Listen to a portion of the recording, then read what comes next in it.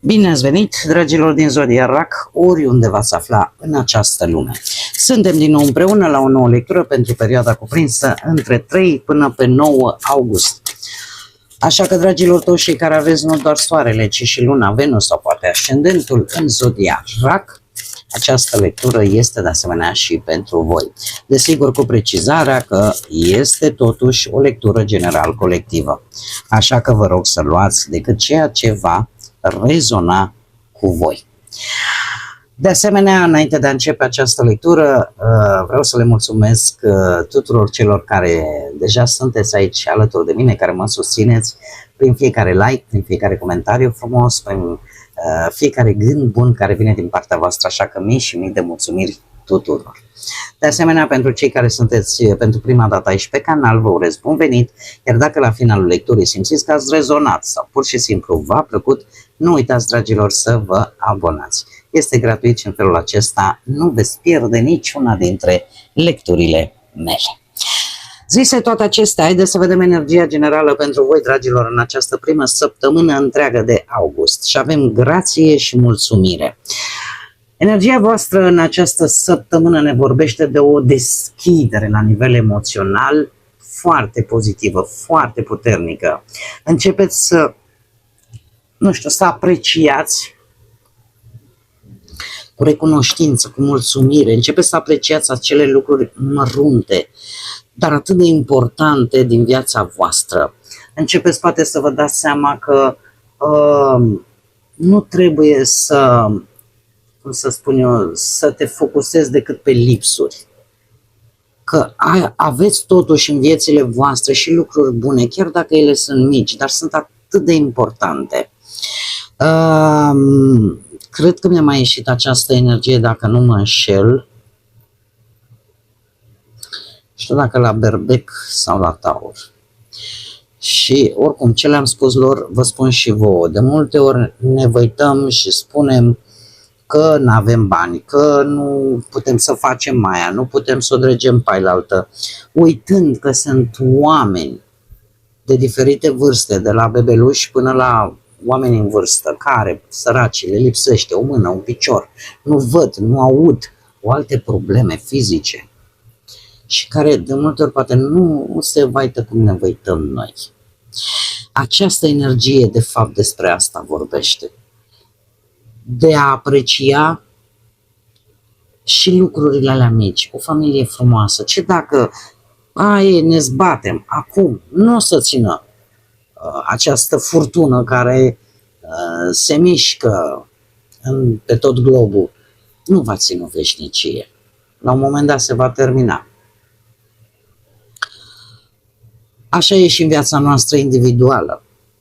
Dar trebuie să apreciem și să mulțumim, acum în funcție de fiecare ce credință are, divinității. Eu vă dau un exemplu. Tata săracul m-a învățat. Tata de câte ori termina de mâncat, își făcea cruce și spunea: mulțumesc, Doamne, că am avut ce să pun pe masă, dă-le, Doamne, și la cei care nu au. Lucru pe care și eu îl fac și în ziua de astăzi. Și se întâmplă câteodată să fiu poate prea obosită sau prea agitată când sunt toți ei mei acasă și mă iau cu una cu alta și după ce termin, în grija mea să duc ce trebuie la bucătărie, uit să spun și mă sunt atât de vinovată, dar acolo unde sunt mă închin și spun: îți mulțumesc, Doamne, că am avut ce să pun pe masă și că nu ne culcăm cu burta goală. Pentru că sunt lucruri într-adevăr aparent mici. Sau că ai o familie care te înțelege, ai niște copii frumoși. Este genul ăsta de energie care, pe cât de simplă ar părea, este atât de profundă și căreia nu doar voi, în general, indiferent de zodie, câteodată nu prea îi dăm atât de mare importanță. Dar e o energie frumoasă. Haideți să vedem acum ce ne spune tarotul, ce vine pentru dragii mei din RAC în această nouă săptămână de august, 3 până pe 9 august, atât pe plan profesional, financiar sau sentimental. Să vedem.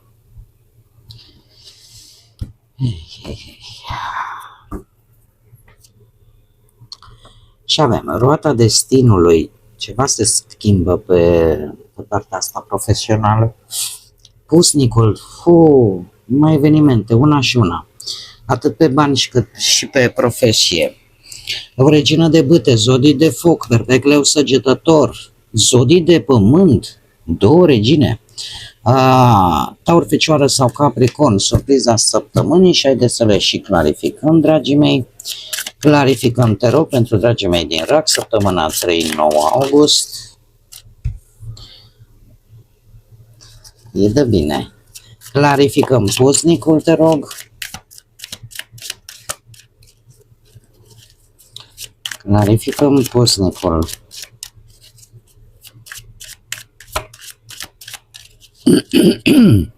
Clarificăm pusnicul, te rog, pentru dragii mei.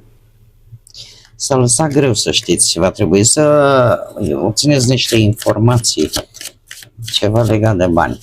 Regina de bâte, te rog. Stai că s-a mai întors un aici. Ascuns. Clarificăm regina de monede. Și surpriza săptămânii, te rog. Clarificăm surpriza săptămânii. Bun.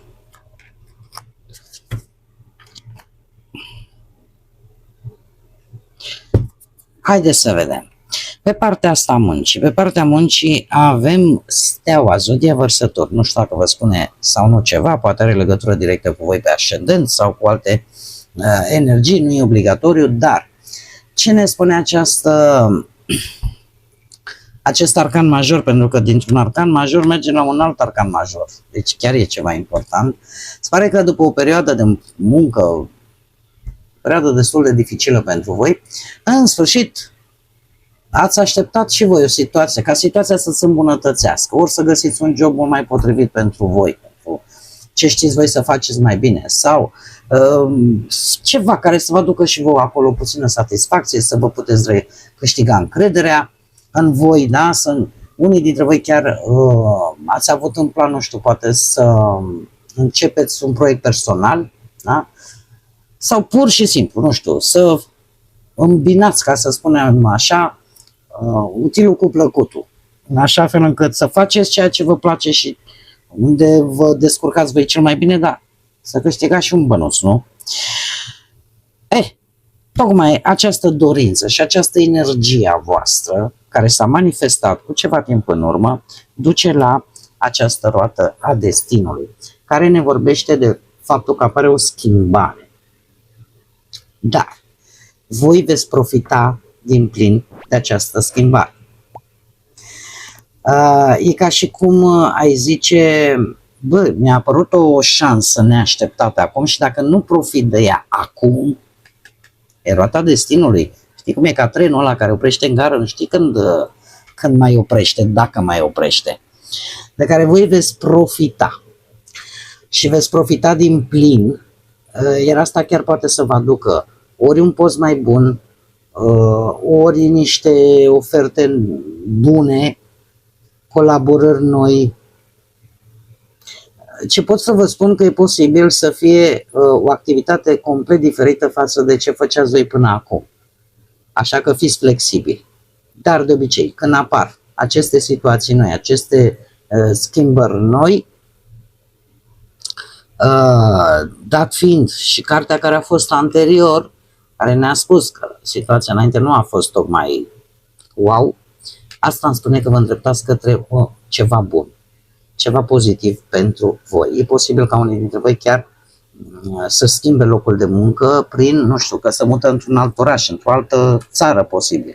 Cert este că este ceva bun, fiți flexibili și profitați de acest tren. Pe partea bănuților avem pusnicul, zodia Fecioară. De unde provine el? De la un paș de bâte, zodii de foc, berbec, leu săgetător și un 7 de monede. Nu știu dacă ați avut voi ceva de împărțit, ori cu cineva mai mai tânăr ca voi, legătură poate cu zodiile de foc, dar nu e obligatoriu, dar cu acest 7 de monede e ca și cum ați investit în această energie și tot așteptați să mai dea și roade. Nu știu, dacă neapărat financiare sau din alt punct de vedere. Cert este că s-a investit bani, s-a investit energie și așteptați și rezultate. Că e vorba de investiție, că e vorba de un personaj, o energie care voi ați investit aceste lucruri, e ceva care încă parcă nu dă semne că ar merge. Toate aceste lucruri duc la pusnicul. Asta vă pune un pic pe gânduri. Va trebui, e posibil ca voi să luați o decizie financiară, dar nu oricum. O veți analiza și o veți întoarce pe toate părțile. Veți compara și vă veți informa foarte mult vis-a-vis de această situație. Tocmai pentru că v-a pus un pic pe gânduri și în afară de acest lucru, voi preferați metoda aia sigură, pentru că vreți să vă protejați totuși și bănuții și resursele și chiar dacă e să mai investiți ceva în continuare, vreți să fiți prudenți. Da? Așa că cam asta este situația. Nu o să vă grăbiți și o să căutați și mai multe informații. Asta chiar o să vă ajute destul de mult. Acum, ia să vedem. Pe partea relației avem o regină de bâte. Nu știu dacă partenerele voastre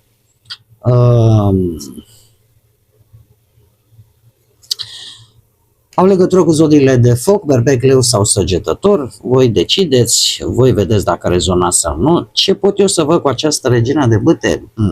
Foarte multă energie. Să ieșiți în evidență. Puteți fi chiar voi. Dacă aveți lună, Venus sau chiar ascendentul într-o zodie de foc, atunci pe partea asta a relației spune că există foarte multă inițiativă, foarte mult entuziasm. Sunteți destul de deschiși către tot felul de surprize, de-astea așa, pline de, să spunem așa, pline de pasiune. Acum este interesant, de unde provine totuși această energie? Pentru că eu aici văd un blocaj prin care voi ați trecut și faptul că ați făcut o alegere, nu știu eu cât de inspirat a fost. Sau mai degrabă, aș spune în felul următor, avem lumea, e un 5 de bâte. E posibil ca la o călătorie lungă, poate chiar în străinătate, să fie avut voi așa o altercație. Ceva să vă fi dat voi așa, cu virgulă. Da? În călătoria asta. Sau, dacă nu e călătorie îndepărtată, putem vorbi de un anumit lucru care s-a încheiat. În mod natural, firesc, ceva s-a încheiat și are legătură cu voi, ca și relație, cu cuplul vostru. Dar care a dat într-un conflict. A dat într-un conflict. Și aici este interesant, a apărut așa ca o rivalitate, nu știu dacă între voi sau între voi și alte persoane. Sunt niște ori planuri, ori orgolii prea mari, cu cine are dreptate. Așa că s-au creat aceste tensiuni în relația voastră. Acum, 7 de cupe în această situație vorbește de momente de confuzie din partea voastră sau, de ce nu, chiar de iluzii. E posibil ca voi să aveți niște așteptări. Acum, nu știu cât de realiste sunt. De ce? Pentru că, totuși, 8 de spade, aș zice că vă este și teamă, e ceva care vă împiedică ca relația voastră să progreseze. orică le țineți în interiorul vostru și nu vorbiți de fapt care sunt problemele reale care vă țin să bateți pasul pe loc,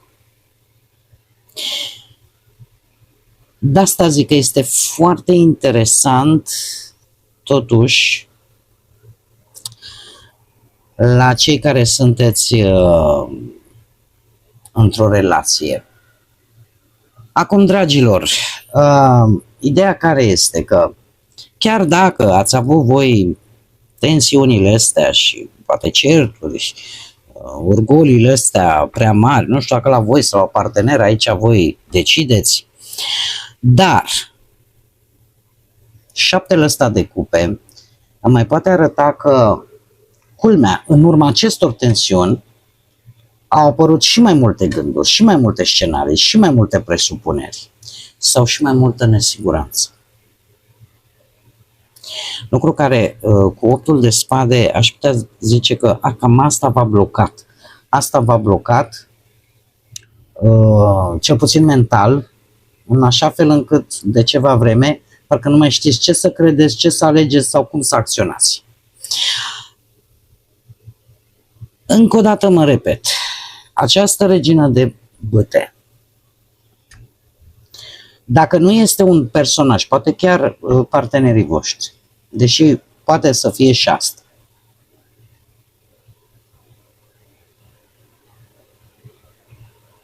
eu spune că e cineva care încetează să se mai lase prins în tot felul de presupuneri, în tot felul de frici, de conflicte, cumva, mai ales cei care aveți, dragilor, cei care aveți lună, Venus sau ascendent în zodii de foc. E ca și cum ai spune, gata, m-am blocat suficient, acum îmi recuperez glasul și pur și simplu îmi asum ceea ce vreau până la urmă. Și o să ies în evidență și uite să mă vezi ce mă îmbrac și cum mă schimb și cum o să ies eu acolo în lumina proiectoarelor, ca să zic așa. E ca și cum ai decide să nu mai stai în umbră, să nu mai aștepți ca celălalt să ghicească de fapt ce simți tu. Vei spune exact ceea ce vrei, ce accepti și ce nu accepti. Asta, mai ales că vine după un 8 de spade, o văd ca o eliberare. Pentru că această putere a reginei de bâte, să știți că apare tocmai atunci când voi vă săturați să vă mai simțiți blocați. Da? Asta nu înseamnă că relația voastră e lipsită de probleme, ci mai degrabă dorința voastră de a ieși dintr-un cerc care deja v-a consumat, un cerc de tensiuni, de gânduri, da, care v-au cam ținut așa să bateți pasul pe loc. Așa că, după toate aceste multe scenarii, etape cu tensiuni, blocaje, unul din voi își va recăpăta încredere. Își va exprima mult mai clar așteptările, unde e de acord, unde nu mai e de acord, ce acceptă, ce nu mai acceptă și se acționează cu mai mult curaj. Trecem la, dragii mei, care sunteți singurei, o regină de monede. Și la voi aici lucrurile au fost destul de tumultoase, ați avut voi aici ceva, un conflict, de asta, cum îi zice, poate chiar o schimbare foarte bruscă. Cineva din trecut care tind să cred că nu știu dacă era potrivit sau nu pentru voi. Cert este că lucrurile au fost destul de zguduite. Și poate că unii dintre voi pur și simplu v-ați întors la 180 de grade și v-ați decis, gata, schimb complet modul în care voi aborda relațiile pe viitor. Apare împăratul, zodia Berbec, nu știu care are sau nu legătură, și aici avem zodii de pământ, Taur, Fecioară sau Capricorn. Cert este că împăratul în această situație, mai ales cei care poate aveți legătură cu zodia Berbec, a spune că, știi ce, eu trebuie să-mi pun ordine în viața mea. În viața mea sentimentală, da? Cam așa ar suna împăratul, cam așa ar spune. De ce? Pentru că nu mai vreau să am viața un haos. Da? Pe de altă parte, e posibil ca voi să fi luat hotărârea să vă construiți o anumită independență și să vă axați foarte mult pe, cel puțin o perioadă, pe carieră, pe a face bănuți sau pur și simplu să vă planificați viitorul căutând o relație cu persoane cât mai stabile și cât mai responsabile. Toate acestea duc la această regină de monede, care îmi indică ori o persoană care se simte bine cu propria viață, care are o stabilitate personală, are o viață organizată, independentă, chiar și din punct de vedere material, dar în același timp să știți că are și dorința unei relații cât mai serioase, cât mai mature. În același timp, așa per general, pentru cei singurei, aș spune că voi începeți să reconstruiți, dar nu oricum, ci într-o manieră foarte, foarte matură, foarte hotărâtă, mai ales după ce ați trecut printr-o schimbare importantă sau o ruptură importantă. Da? Pentru că aici mi-arată ceva vechi s-a zdruncinat sau chiar s-a prăbușit, de ce nu? Da? O relație, sau poate o imagine despre iubire sau anumite așteptări sau anumite convingeri. Da? Așa că în același timp nu aș vedea neapărat apariția unei persoane, ci mai degrabă după această experiență care a schimbat mult lucrurile în viața voastră, voi deveniți mai selectivi și vreți să vă bazați pe propriile voastre forțe, fără să mai depindeți de nimeni, chiar și din punct de vedere financiar. Da? Nu mai căutați doar atracție sau emoție, ci pur și simplu vreți și siguranță, vreți și seriozitate și ceva care chiar să poată crește în timp. Pe de altă parte, am putea vorbi chiar și de o energie, dar, așa cum v-am mai spus deja, este cineva care are viața destul de independentă și își dorește chiar ceva destul de serios. Nu cred, avem un rege. Doamne, cât aglomerație aici și așa.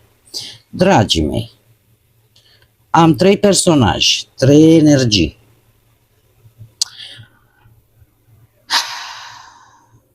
Zodii de aer, Gemeni, Balanță, Vărsător. Încă o dată zodii de pământ, Taur, Fecioară, Capricorn. Și încă o dată zodii de foc, Berbec, Leu, Săgetător. Toate aceste energii duc la un 9 de bâte. Asta e surpriza voastră. Ce înseamnă asta? Va trebui să fiți mult mai vigilenți, mult mai perseverenți și să nu vă lăsați vis-a-vis de ceva din viața voastră pentru care voi ați muncit, ați consumat energie, poate chiar și bănuți, de ce nu? Foarte interesant. Această conjunctură de 3 energii îmi poate vorbi, de exemplu, uite, la Regele de Spade, cineva foarte rece, cineva foarte direct, care de obicei când o decizie o ia după logică. Pe de altă parte avem Cavalerul de Monede, care este la fel de prudent, e lent, adevărat, dar este prudent, constant, nu se grăbește. Și avem de asemenea o Regină de Bâte, care e cineva foarte spontan, dar sigur pe sine, foarte vizibil, da, iese în evidență și nu are nicio problemă. Acum, ori putem vorbi de energia a 3 persoane cu temperamente complet diferite, fie o situație în care voi aveți de gestionat mai multe influențe sau mai multe abordări. Iar 9 de bâte e rezultatul acestor lucruri. Acum, surpriza poate fi sentimentală. să vă pună să ajungeți într-o poziție în care să fiți vigilenți, să vă protejați, să vă apărați.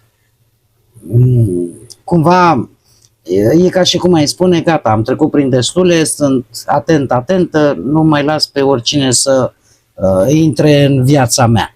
De ce? Pentru că sunt totuși niște persoane diferite. Dacă și energii diferite, da? De asemenea, mai putem vorbi de o situație în care voi vă aflați între aceste energii diferite, în care unul e mai rațional, mai autoritar, poate chiar să poarte haine de stat sau o anumită uniformă, altul e mai lent, mai pragmatic, altul mai pasional, mai expansiv. Cert este că rezultatul vă face să deveniți mult mai precauți. Și asta nu neapărat pentru că ar exista un conflict deschis, ci mai degrabă că voi trebuie să vă păstrați poziția voastră. Voi puteți să vă regăsiți în aceste energii dacă aveți pe ascendent, poate. Bine, cam toate zodiile în afară de cele de apă, ce să vezi.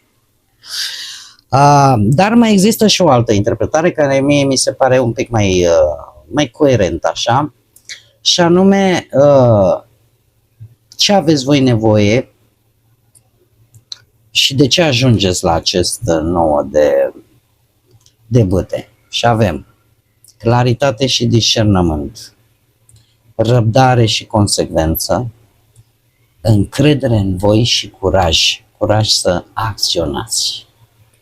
Așa că și din punctul ăsta de vedere putem vedea surpriza ca pe o descoperire că voi chiar puteți rezista, chiar puteți merge înainte, folosindu-vă de aceste 3 calități.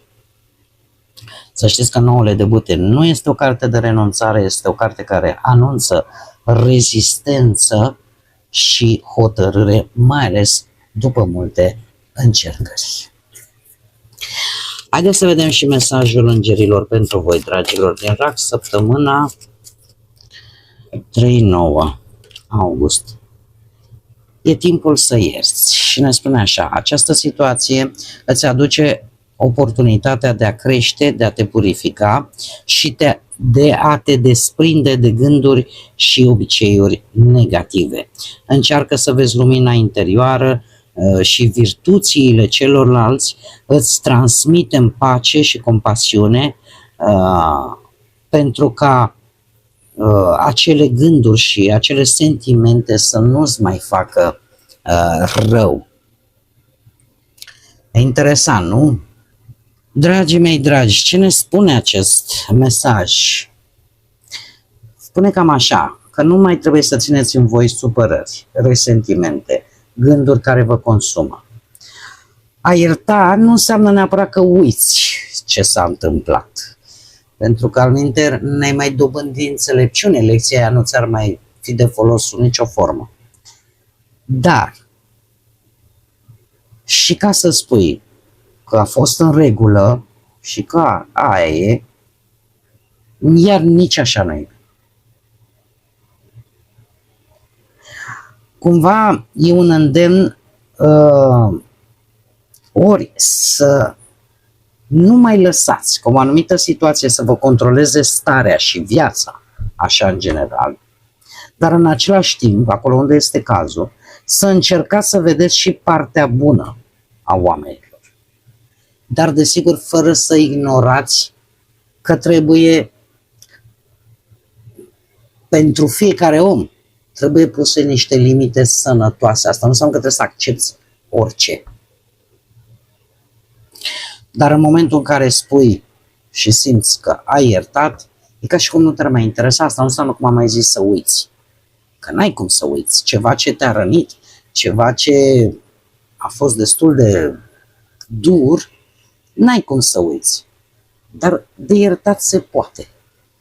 În ce sens? Să nu, în momentul în care privești acea situație sau privești acea persoană, nu mai simți furtuna aia în interior, care de fapt tot vă face rău.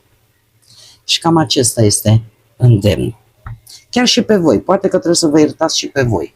Poate, nu știu, pentru anumite greșeli care, știți că sunt greșeli, nu? Care se fac din dorința de a face bine. sunt și de-astea. Bun, dragii mei, cam aceasta a fost lectura pentru voi în această nouă, primă, de fapt, săptămână întreagă de august. Eu, desigur, vă mulțumesc tare mult că ați fost alături de mine, iar până data viitoare când ne vom reîntâlni la o nouă lectură, nu uitați, desigur, suflete frumoase, să gândiți înalt, să zburați înalt și lăsați ca pacea, credința, lumina și iubirea să vă însoțească la fiecare pas.